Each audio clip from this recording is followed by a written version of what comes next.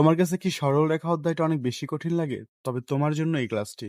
আসসালামু আলাইকুম প্রিয় এইচএসসি স্টুডেন্ট। তোমরা যারা সরল রেখা নিয়ে অনেক চিন্তায় আছো, তাদের জন্য আমরা একদম বেসিক লেভেল থেকে সরল রেখা অধ্যায়টা ক্লিয়ার করে শিখিয়ে দিব। চলো আমরা টাইপ বাই টাইপ ম্যাথ শিখে ফেলবো। তো ফার্স্টে দেখো আমরা টাইপ 1 শিখবো।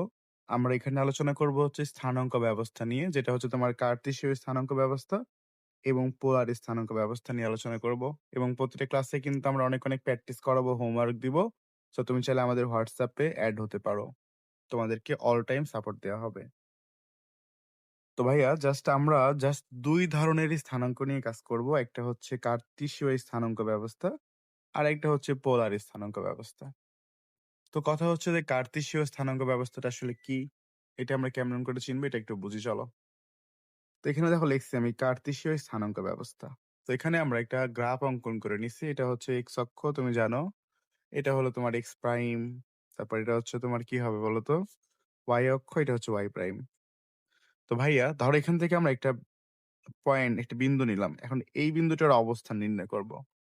এই বিন্দুটার অবস্থান আসলে এক্স অক্ষ হতে কতটুক দূরে, ওয়াই অক্ষ হতে কতটুক দূরে, সেটাকেই বের করব, সেটাকে নির্ণয় করার চেষ্টা করব। চলো। তো দেখো আমি জাস্ট বোঝাচ্ছি। এখান থেকে ধরো এতটুক দূরে, মানে এটা হচ্ছে তোমার, এভাবে একটু তোমাকে জাস্ট মার্কিং করে দেখালাম। এটা হচ্ছে তোমার এক্স অক্ষ হতে দূরত্ব, তাই না? এটা কি দেখো তো, এক্স অক্ষ হতে দূরত্ব। আর উপরের দিকে যে দূরত্বটা আছে, এই যে উপরের দিকে যে দূরত্বটা আছে, এটা কোন অক্ষ বরাবর দূরত্ব বলো তো ভাইয়া? ওয়াই অক্ষ বরাবর দূরত্ব। তো এক্স অক্ষ বরাবর যে দূরত্ব, সেটা হচ্ছে এক্স। আর এক্স মানে কি জানো? সেটা হচ্ছে ভুজ। এক্স রে কি বলা হয় জানো?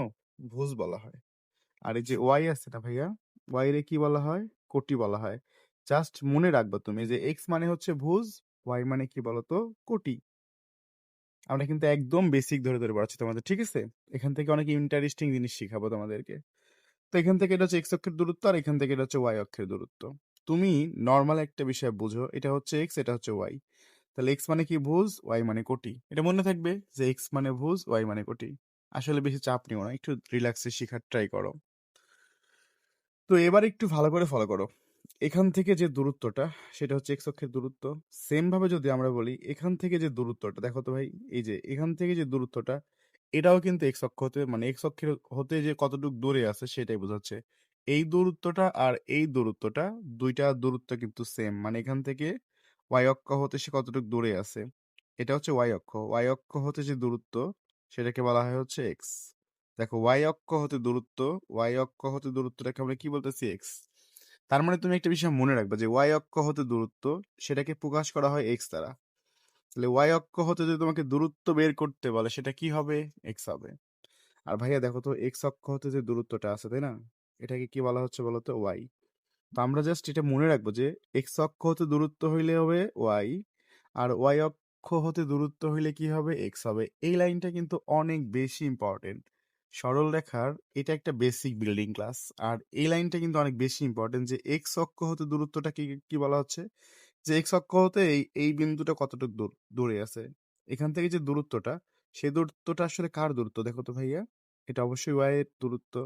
তার মানে তুমি সহজভাবে এটা মুখস্থ করো বা যেভাবে হোক মনে রাখো যে এক্স অক্ষ হতে দূরত্ব মানে ওয়াই। ওয়াই মানে কি বলতো? কোটি। ওয়াই মানে কি? কোটি।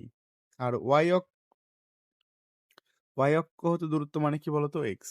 তো আমরা এই জিনিসটা তো বুঝতে পারছি বলতো, এক্স ওয়াই বিন্দুর জন্য এক্স অক্ষ থেকে দূরত্ব হচ্ছে ওয়াই, আর ওয়াই অক্ষ হতে দূরত্ব হচ্ছে এক্স।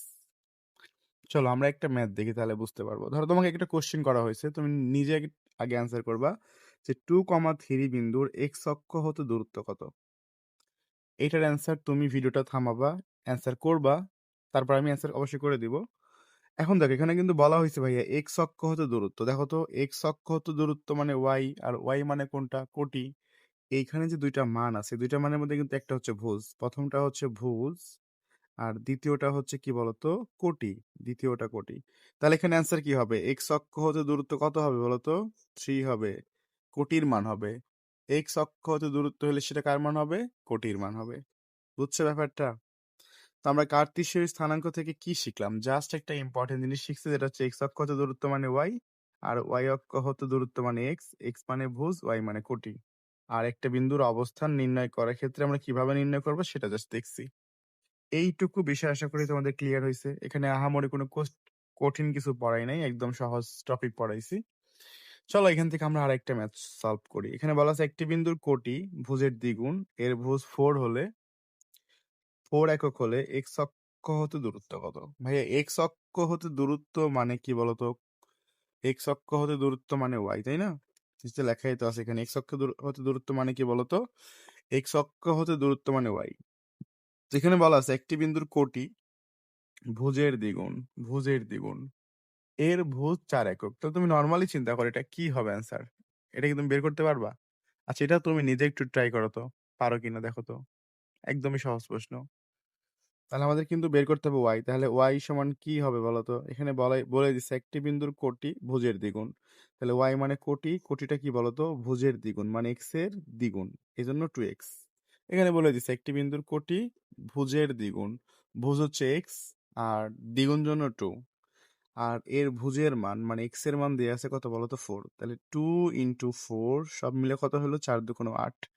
তার মানে আমাদের এই ম্যাথটার অ্যান্সার হচ্ছে 8। বুঝতে পারছো? এগুলো কি অনেক কঠিন লাগতেছে নাকি সেটা বলো। আশা করি তোমরা এটা বুঝছো। এটাই হলো তোমার কার্তেশীয় স্থানাঙ্ক ব্যবস্থা নিয়ে জাস্ট ছোট্ট কিছু আলোচনা। এখান থেকে আমরা জাস্ট চিনে রাখলাম ভুজ কোনটা কোটি কোনটা, আর এখান থেকে কি টাইপের ম্যাথ আসবে সেটাও দেখাই দিলাম। এবং আমরা একটু পরেই নেক্সট স্লাইডে আলোচনা করব হচ্ছে কি বলতো? পোলার স্থানাঙ্ক। এবার আমরা আলোচনা করব পোলার স্থানাঙ্ক ব্যবস্থা নিয়ে, বুঝছো? আগেরটা ছিল হচ্ছে কার্তেশীয়। তো আগের স্থানাঙ্ক ব্যবস্থা থেকে আমরা যে কোনো বিন্দুর অবস্থান নির্ণয় করার জন্য আমরা কি করছিলাম বলতো ভাইয়া? প্রথমে এখান থেকে ডান দিকে গেছিলাম, তারপর উপরের দিকে গেছিলাম, তাই না? মানে একবার এদিকে গেছি, তারপর আবার এই দিকে গেছি, তারপরে কি পাইছি আমরা? ওই বিন্দুর অবস্থানটা নির্ণয় করতে পারছি। ওইটা ছিল হচ্ছে কার্তেশীয় স্থানাঙ্ক ব্যবস্থা। তো কার্তেশীয় স্থানাঙ্ক ব্যবস্থায় তুমি জাস্ট ডান বাম উপর নিচে উঠে উঠে কি করো? অবস্থান নির্ণয় করো। তো পরবর্তীতে আসলে আরো একজন বিজ্ঞানী যেটা হচ্ছে পোলার স্থানাঙ্ক আবিষ্কার করছে, তিনি ভাবছে আসলে আমরা এই ডান দিকে যাব না, বাম দিকে যাব না, এত মানে দৌড়াদৌড়ি করবো না, আমরা সরাসরি বিন্দুর অবস্থান নির্ণয় করতে চাই। তার চিন্তা ছিল সে কি করবে? সরাসরি বিন্দুর অবস্থান নির্ণয় করবে। এই জন্য সে কি করছে? যে আমি এখানে সরাসরি বিন্দুর অবস্থান নির্ণয় করব। তো এই জন্য সেখান থেকে দেখো সরাসরি নির্ণয়ের জন্য একটা এখান থেকে এইভাবে দাগ টেনে দিছে, যেটার নাম হচ্ছে তোমার আর, বুঝছো? যেটার নাম কি বলতো? মূল বিন্দু থেকে দূরত্ব। এই যে মূল বিন্দু থেকে দূরত্বটা একটা সোজা সরল রেখা টেনে দিচ্ছে, সোজা একটা দাগ। এই মূল বিন্দু থেকে দূরত্বটাকে বলা হচ্ছে আর। তাহলে এটা হচ্ছে মূল বিন্দু থেকে দূরত্বটাকে কি বলা হচ্ছে? আর।